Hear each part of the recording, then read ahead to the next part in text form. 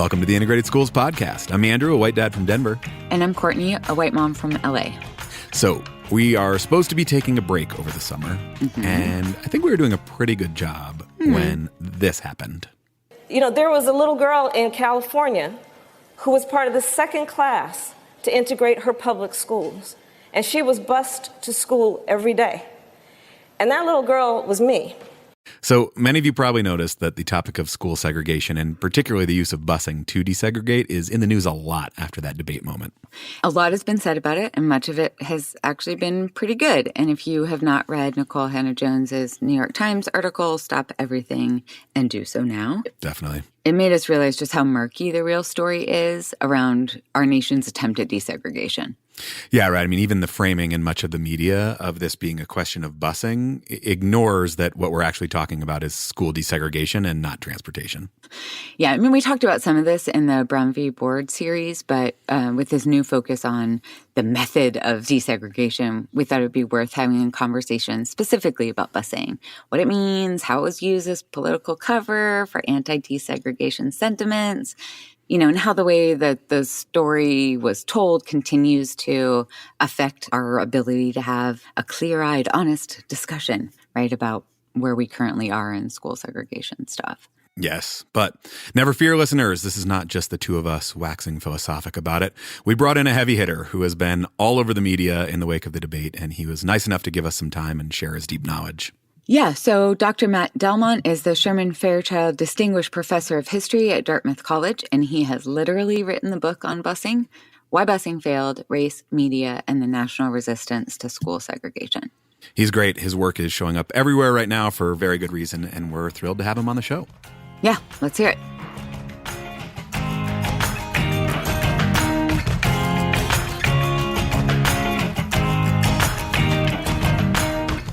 Dr. Delmont, thank you for joining us. Thanks for having me.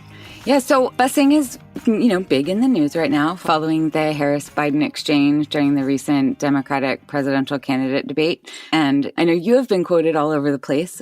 We definitely want to get your take on the current discussion and how it's playing out. But I think first, I'm interested in what brought you to write this book. Like, why do you care about this issue?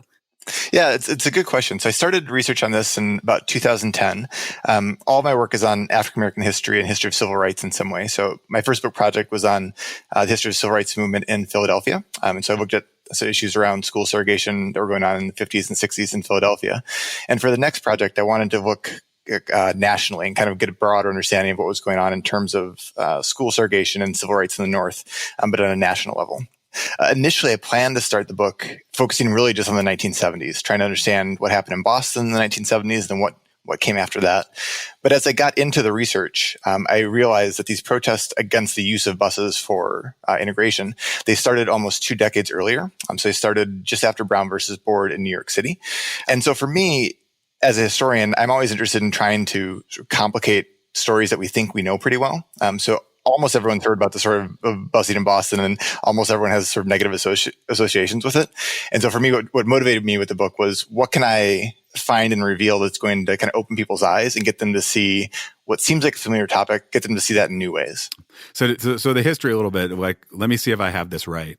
1954, Supreme Court says we can't have separate schools. Like a decade later, the Civil Rights Act says, no, seriously, we can't have separate schools. And then we invent school buses to rip white families away from their neighborhood schools. Is that basically how things went down? That's basically it. No one had ever ridden a school bus before some meddlesome judges got involved to transport some white kids, some helpless white children across British lines into scary minority schools. I feel like that's the way we talk about it now. But in fact, there were school buses before the Supreme Court got involved, weren't there?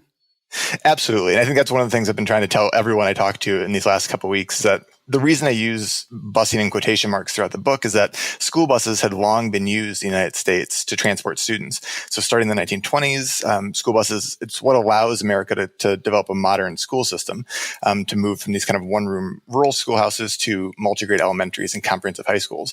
All of that use of school busing is entirely uncontroversial among white families. And in fact, in many cases, the school buses are used to maintain segregation. Right. So Linda Brown, who is the plaintiff in the Brown versus Board case, she's bused past a closer school, which is a white school, to a further away African-American school. So all that use of busing wasn't controversial. It wasn't until it got linked to issues of integration and school desegregation that it became a controversial issue among a lot of white parents. Yeah, I was talking to a dad in my neighborhood the other day, and he was telling me all about how wonderful his white daughter's school was and that she rides a bus an hour at least each way. And, just thinking like, yeah, we don't actually hate busing. We just hate busing for desegregation purposes. That's exactly true. And so it continued through the 70s and 80s. As long as busing was linked to better schools on the opposite end of it, white parents remained in favor of it. Or at least like what we think of as better schools, right? Yeah, it was only if they had some concern that they were losing access to the privileges they already held. And then, of course, sort of issues around racism and integration. That's what fueled a lot of the protests against busing. So maybe could you kind of talk a little bit about the busing debate? Do you want to kind of take us a little bit into the history of those discussions? Sure. So Brown versus Board passes in 1954. The southern half of the story is relatively straightforward. The South refuses to do almost anything in that first decade after Brown versus Board. So you have increasing civil rights activism. There's the Little Rock school integration crisis. But by and large, there's very little actual integration that happens in the South in that decade after Brown versus Board. In the North, in Midwest and the West, things are a bit more complicated. You have a very active civil rights movement in places like New York City, Boston, Chicago, where African Americans and their white allies are really pushing school boards to address the segregation they see in their cities. Brown versus Board doesn't explicitly apply to these northern districts, but civil rights activists see segregation on the ground. They see that their schools are unequal, and they want the school officials to do something about it. So while you have civil rights activists pushing, at the same time, you also have a lot of white parents who are pushing back against these sort of very modest efforts that school boards are starting to make to address segregation. And some of those first protests against busing show up in New York City in the late 1950s. And I think it's important to note at this point that the parents who are protesting, their students aren't being bused anywhere. So the first evidence I saw was a protest in 1957 where you have white mothers picketing outside of a school carrying signs saying, we oppose busing, we're in favor of neighborhood schools, both of which I think are really code words. But what they're opposing is plans that are going to transport about 400 Black and Latino students from an overcrowded school in the Bronx, transport those students to a school in Queens that's overwhelmingly white, but that has empty seats. So it's a one-way busing program. It's only busing minority students, but already you have white parents up in arms about this. And I'm guessing they weren't up in arms because they were concerned about the Black and Latinx kids who had to ride the bus. No, they were not concerned about the transportation times for the minority students. They were using that language of busing in neighborhood schools as a way to try to maintain the racial status quo of segregated education in New York without explicitly saying we don't want our white students to go to school with Black and Latino students. And then those kind of protests continue to pop up in the North throughout the early 1960s. So you see them in Detroit, you see them in Chicago, you see them in Boston, all returning to this language of opposing busing and being for neighborhood schools, language that just didn't exist before so the issue of integration got on the table. I think that language piece seems really important in your work. I mean, when we talk about busing, it seems that everybody knows that we are using some sort of coded language, right? We're not opposed to kids actually riding on a bus. So we all agree that we are using some sort of code when we say busing, but I feel like we don't really agree on what that code is. And it allows us to pretend that the sort of things that are going on underneath are not actually there or something.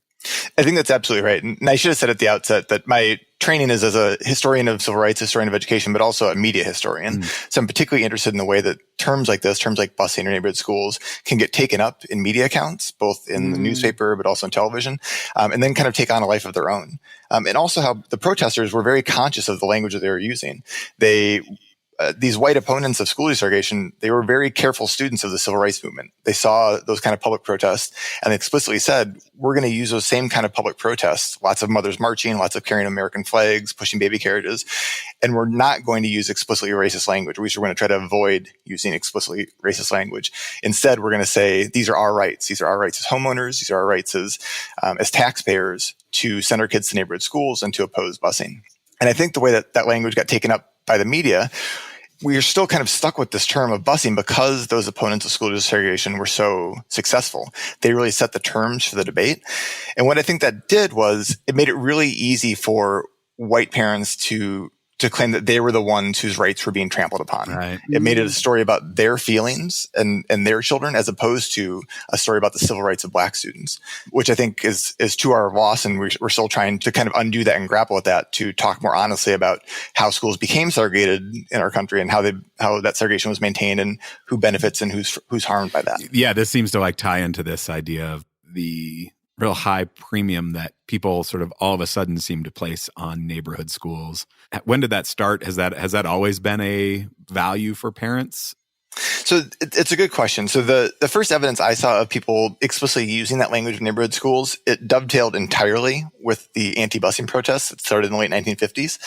So I think it had a lot to do with understanding that, our neighborhoods are segregated. If we want to avoid having to integrate, one way to do that is to say, well, let's just stick with our neighborhoods. Let's sort of double down on this neighborhood concept and do everything we can to protect that. So I think a lot of it had to do with racism, frankly, and trying to maintain that racial privilege that went along with residential segregation.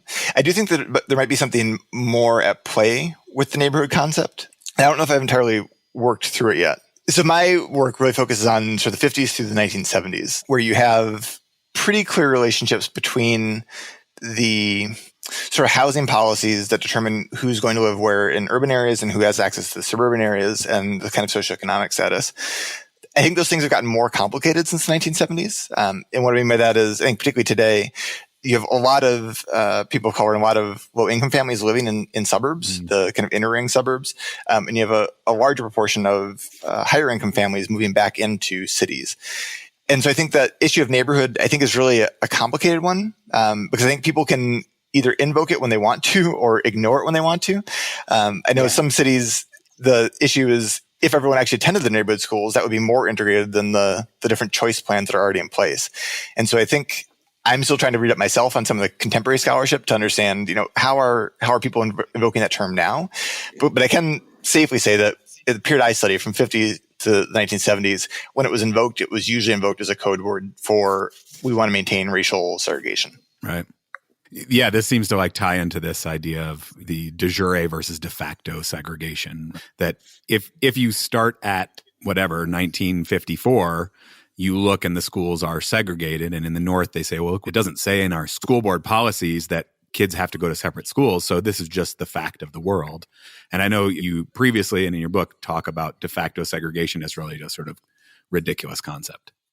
Yeah, it's something that scholars have shown over the last couple of decades is really a myth, this idea that there's de facto segregation. So the split that came out of the Brown versus Board decision was that you had de jure segregation by law taking place in the South. And that's fairly easy to picture and to identify. We can think of the black drinking fountains and the white drinking fountains, black schools and white schools. The South made no bones about the fact that they had an explicitly segregated system. Doesn't mean it was easy to overturn it, but it was much easier to identify it and to make it clear that this is what was going on. In the North, school officials, politicians always claimed that the kind of segregation that was happening there was accidental or it happened by nature based on individual choices and market forces. That's what they would term, in quotes, de facto segregation. Once those cases started to move through the courts in the 1960s and early 1970s, judges in places like Pontiac, Boston, eventually Chicago, found that there were intentional decisions made by school officials that segregated those schools. And a lot of those intentional decisions built on the history of mortgage redlining and intentional federal policies that segregated our neighborhoods. So I'm just one of many, many scholars over the last couple of decades who have been able to kind of provide the receipts, so to speak, to show that there was no accidental segregation in our nation's history, that these kind of segregated neighborhoods we saw, particularly outside of the South, and the way they produced segregated schools was intentional. It was very, very difficult for civil rights attorneys to prove. Those cases cost a lot of money to bring to court. But when they got to court, the judges found that those schools had intentionally segregated. Right. So you just talked about how the debate was kind of centered around the feelings of white people. I think we understand why, but can you share why you think this is a problem? Yeah.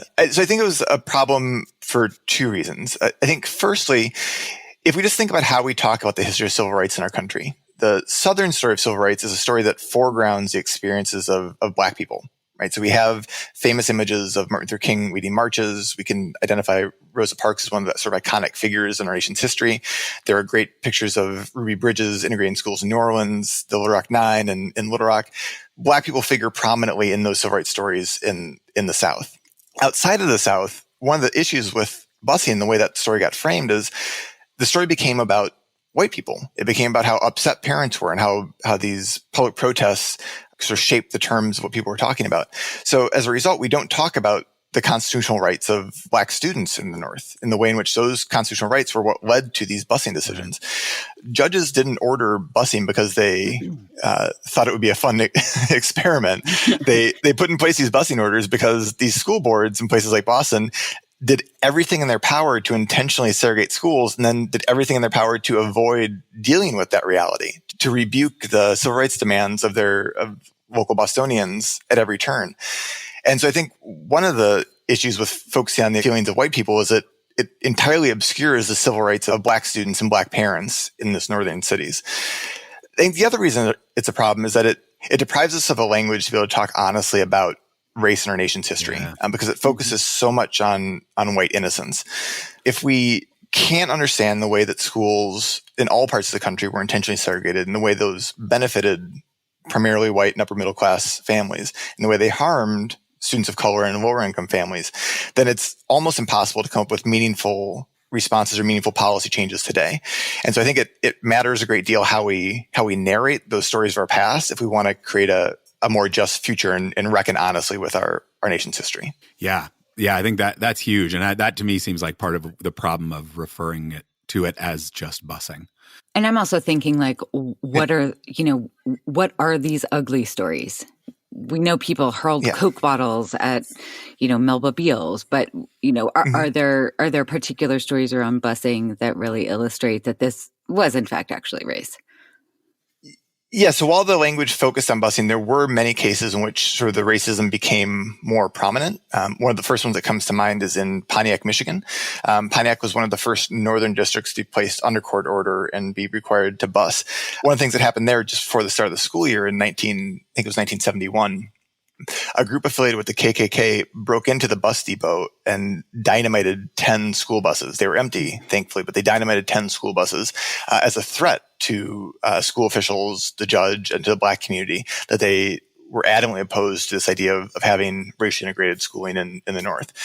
That's the kind of story that we don't usually think about. We certainly don't think about with regards to the North or a place like Michigan in the 1970s.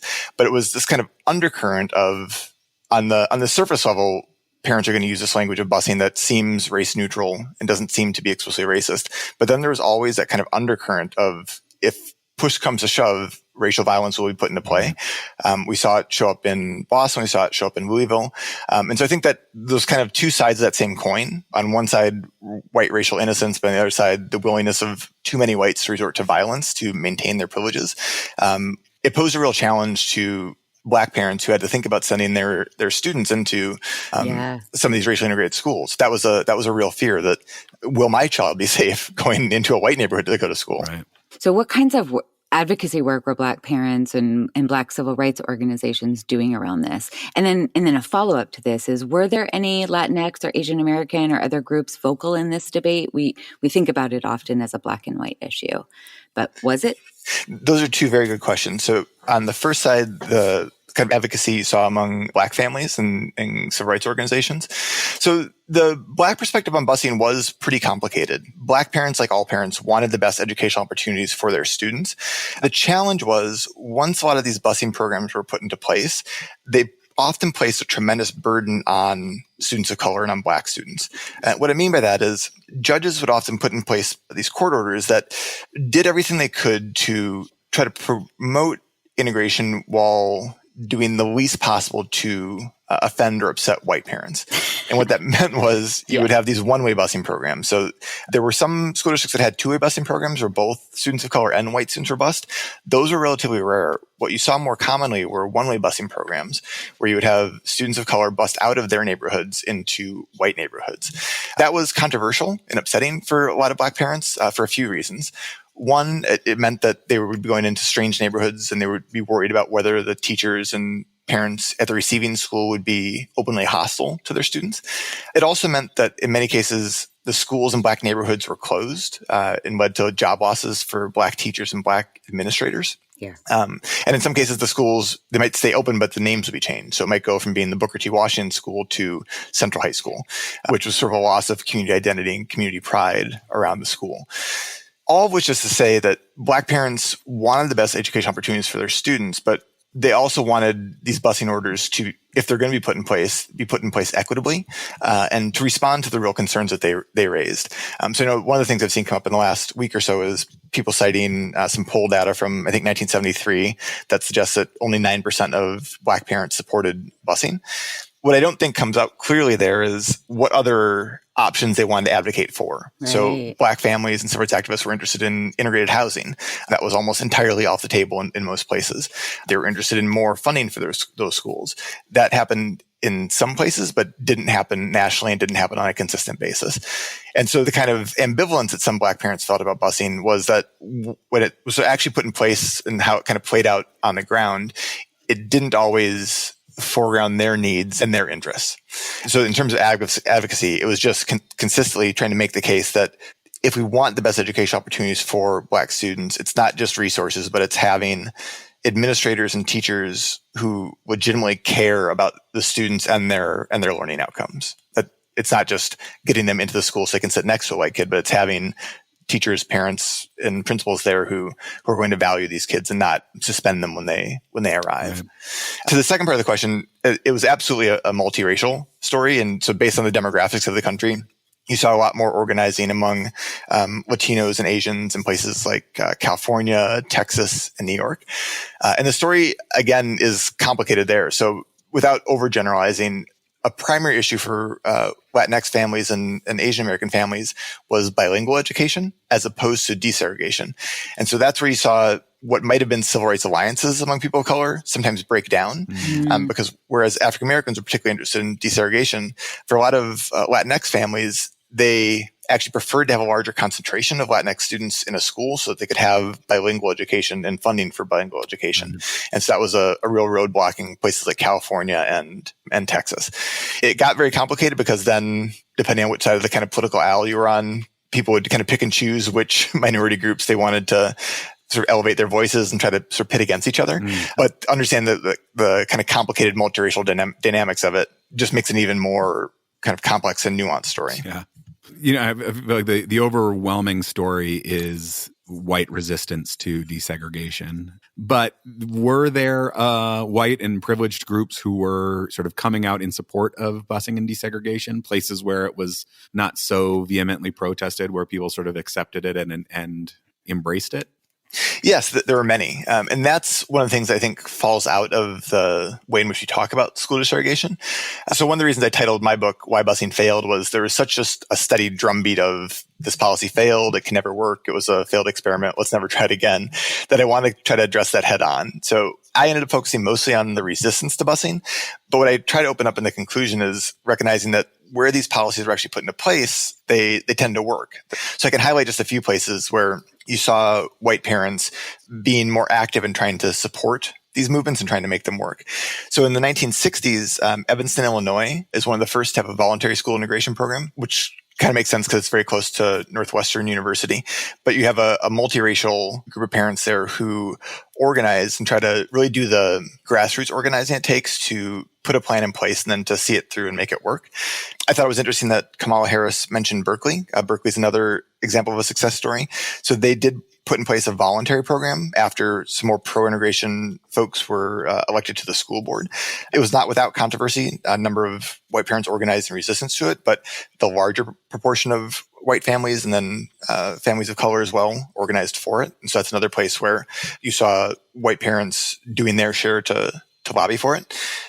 But and I think the final kind of set of success stories I would say is really in the South, once these court orders were put in place and it became clear that they had to desegregate, you have a period of success from the mid-1970s through, I would say, the late 1980s when courts and politicians start to walk away from enforcing the court orders.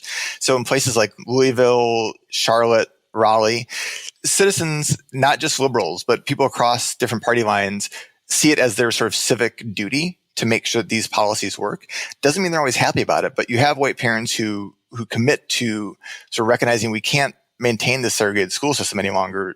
We have no other options. The courts are forcing us to do this. Now we need to make it work the best possible way.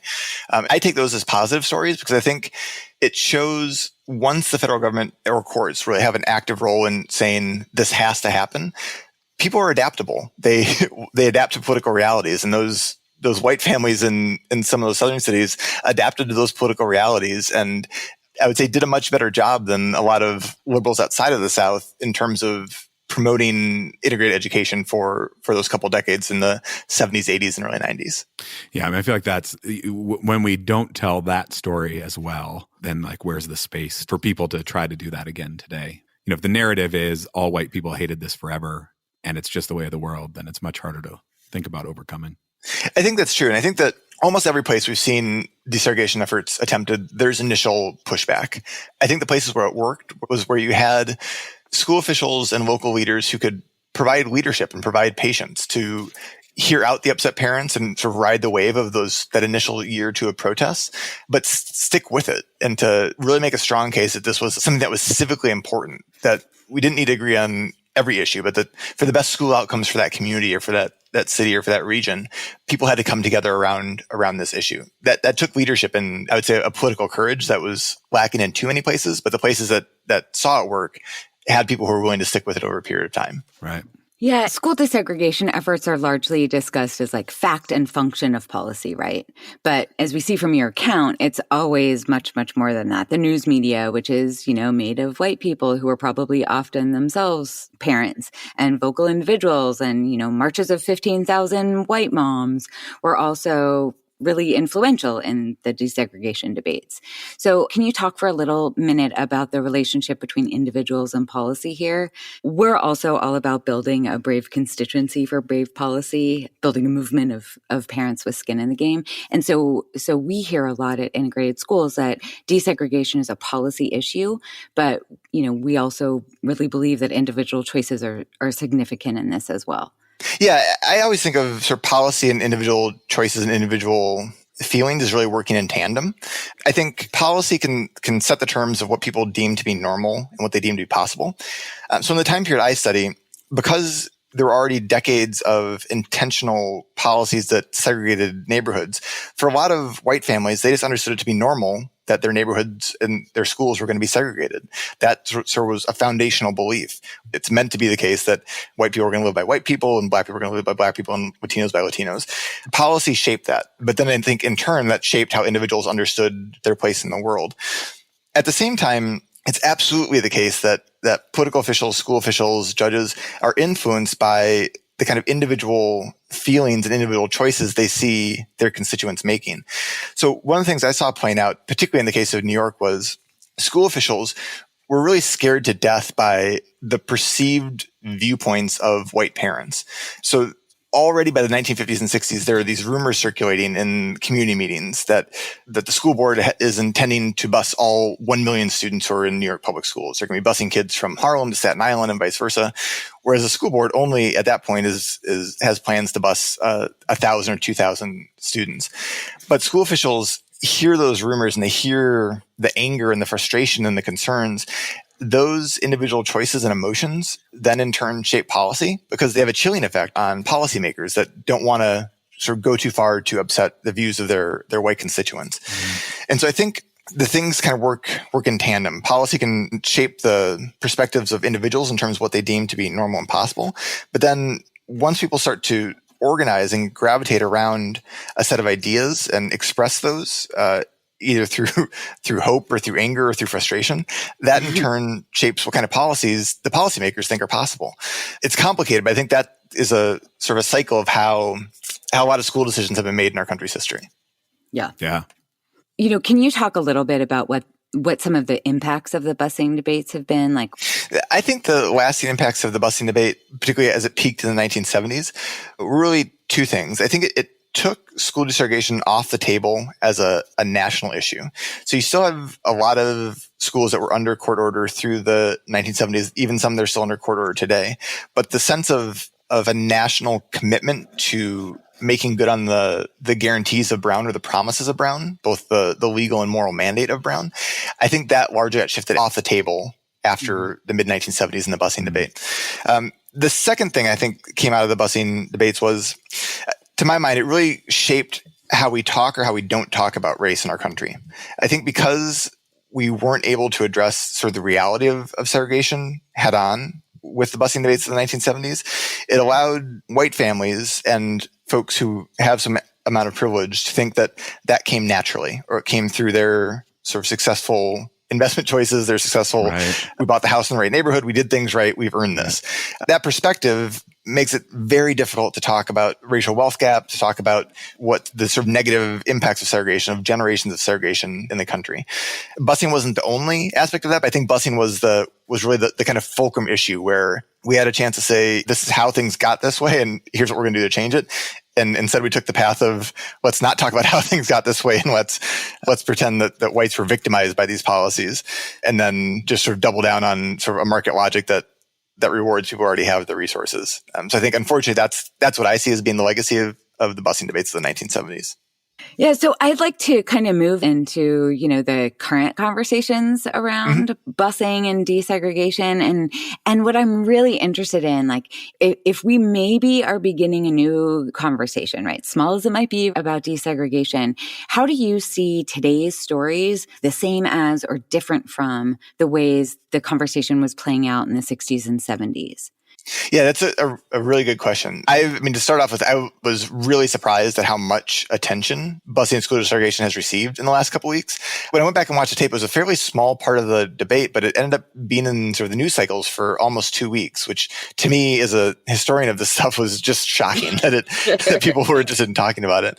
So, on the one hand, I mean, may focus on the negative side first. A good chunk of what I saw repeated a lot of the same kind of old, worn-out tropes from the 1970s, including pictures from busing protests in Boston, where they would just sort of show the bus and not, again, talk about why was the bus there, what was going on for the 2 decades before that in terms of the civil rights activism or the court case that led to the busing. So just acting as though the buses showed up and that was the start of the story. And even using that language of busing or asking candidates or pundits, so do you support busing today, pro or con? Right. I thought that kind of coverage was pretty limiting because it doesn't reflect the differences in terms of the political and legal dynamics today, what is or is not possible after the sort of Supreme Court's parents involved decision with Seattle, but also the difference in terms of racial and socioeconomic demographics, that the kind of integration plans that are going on today, they look different than a lot of what we saw in the 1970s. And I think having some more contemporary information. But more positively, I was impressed by how many media outlets did more nuanced coverage of the issue. It helped that they reached out to a lot of experts on the topic and were able to sort of include their scholarly perspectives. But also I thought that they did a good job of focusing on different local areas. I think school desegregation, school integration, it's a really difficult issue to talk about nationally. Obviously, the federal government has a role to play, but to understand sort of what is working now or what's being tried now, you have to really zero in on specific locations. And so I thought some of the best reporting was able to kind of pinpoint, okay, here's what this school district has tried, and here's how it's working or why it's not working, or here's the kind of political issues that are stalling school integration in this other place. So I've been encouraged by that. I think the last thing I'll say on it is this: I've kind of wondered why it has received so much attention in the last 2 weeks. And I think it's almost like one of these issues that people don't want to talk about it so much that then when it does come up, they feel compelled like they have to talk about it. I guess what I mean by that is I think everyone understands that the system we have right now is really messed up. If you benefit from it, you're thankful you benefit from it, but you know that it's entirely unequitable. And if you're not benefiting from it, then you are desperately looking for ways to change it. And so I think for me, the kind of 2 weeks that people spent talking about and around the issue, I'm hopeful about it in some ways because I think it's almost like this sort of repressed part of our country's history that we've been forced to talk about in these last couple of weeks. I think it indicates that even if people don't yet have the collective will to do something about it, there's at least a collective awareness that this is not the kind of educational system we want to have in our country. Yeah. And I think like the increasing conversations about redlining and structural racism in general have really allowed for, a more nuanced conversation. No, I think so. I mean, I'm always encouraged when people, sort of everyday people, can kind of nerd out on these things and try to understand the policies that got us to where we are today and what kind of policy changes in terms of exclusionary zoning for housing, in terms of school zoning, what kind of policy changes would produce different outcomes in the future, and then trying to work through their own emotional and, I don't know, I'd say lifestyle commitments or lifestyle attachments to the system as it currently stands and what it would take to produce a different system. I think it's encouraging when people are willing to have those conversations. What does it matter that we get this story right? Why is it important to know the history, to look at the coded language head on and what it actually means? And then going forward, why do we need to tell this story? For me as a historian, just professionally speaking, I just think it's important to get the facts straight. Mm-hmm. I think regardless of what your political affiliations are and regardless of what you think we should do in the future, I think we have to start with the same set of facts. And I think sort of an honest accounting of our nation's history on this particular issue, I think is important. And that's just sort of professionally speaking as a historian. That's all I can do in the classroom usually is sort of, let's just all be on the same page about what actually happened. And then you can make your own choices going from there. Right. Yeah. So I think that's the first part. I think the second part is, I think people of goodwill who care about issues of social justice and care about issues of equality, if they're able to look honestly at this issue and understand the ways in which they've benefited from it and ways in which other people have been harmed by it, I think that will give them a firmer foundation to make more courageous decisions in the future. I should say, I don't think everyone will make those kind of decisions. I think you can look at this history and say, it's too bad things were structured in that way, but I'm unwilling to give up my privileges now. I think some percentage of people, both Republicans and Democrats, are always going to think that.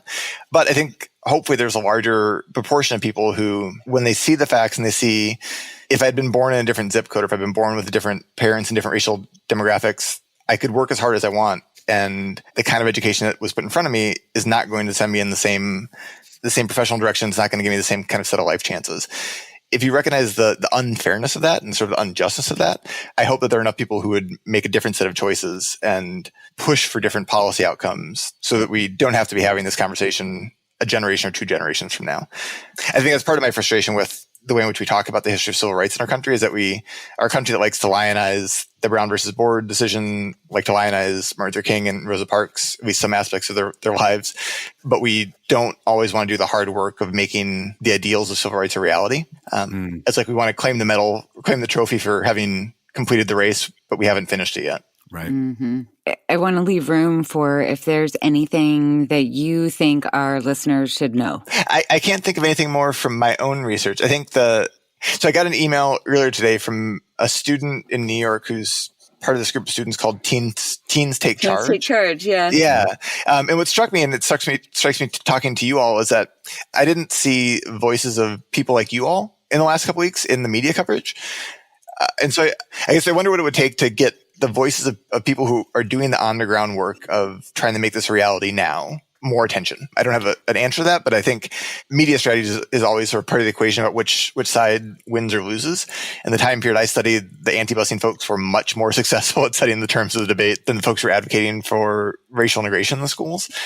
For me, it's kind of an open question of what can we do to get your kind of perspectives or the Teens Take Charge perspectives more visible.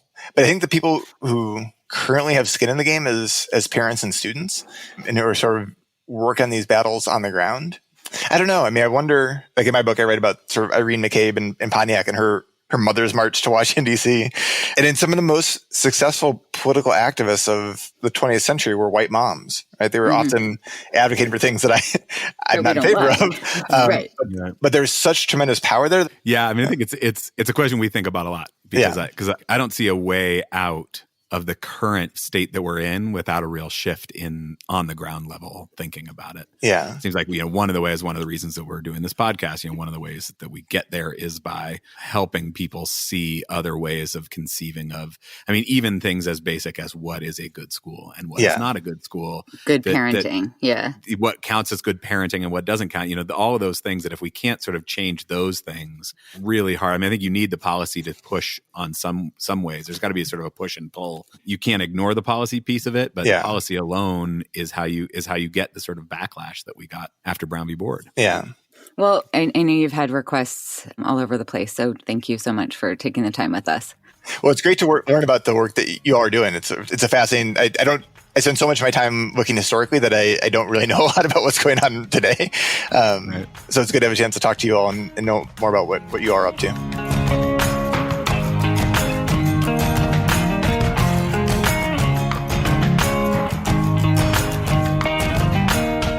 We are very grateful to Dr. Delmont. He's got such a nonchalant delivery, but his content is just so strong. So.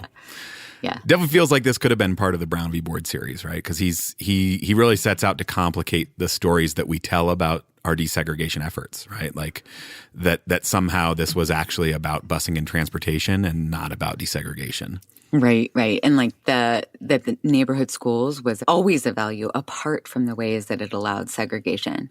Right, or that busing failed, right? I mean, like, as it turns out, actually, in a lot of places it worked. And white people, yes, even Southern white people weren't always hurling epithets and projectiles, but in some cases just actually embraced it. Yeah. And I think the other myth that he was really busting is that, this isn't the natural state of the world, that people are separate, right? Like de facto segregation is made or constructed, as we were talking about with the Seeing White folks. Yeah. Listening to Dr. Delmont, I just couldn't stop thinking about the interview we had with Dr. Elizabeth McRae. Yeah, totally. Mothers of Massive Resistance. Right? Yeah. It was a lot of these same things that the work of segregation took a lot of effort. It needed, as she says, constant gardening, right? And I mean, Dr. Delmont, right near the end there, right, it said something like some of the most successful political activists of the 20th century were white moms. Yeah. What if we actually had like white moms, plus Andrew? Thank you. I mean, white parents, white caregivers working towards something else. Let's get to it, right? Because we need to frame the debate. Yes. We've got to frame the debate through like real facts, actual clear-eyed look at history, a decentering of white feelings about that in order to focus on true equity. And I think one of the things we can all do is like comment the hell out of this everywhere we can, right? Like we have power in this metaphorical playground on the Twitter, on the Facebook, in the grocery store lines, at birthday parties. This is daily work, this gardening, right? And we can all do it. Yeah, can't be silent. So this podcast is a volunteer labor of love, and your financial support is what makes it all possible. So if you'd like to be a part of continuing this effort, head on over to integratedschools.org, click on that donate button. Yes, and please share the podcast on your social media. Send it to your favorite mommy blogger. Send it to your cousin in Tulsa. Post it in your parent Facebook groups. Yes, we're incredibly grateful for your feedback. Keep the voice memos and emails coming. Comments, questions, thoughts for future episodes, send them to hello@integratedschools.org. And we are happy, as always, to be in this with you as we try to know better and do better. See you next week when we talk to Dr. Michelle Adams about the Mykytyn v. Bradley anniversary. So much for our break.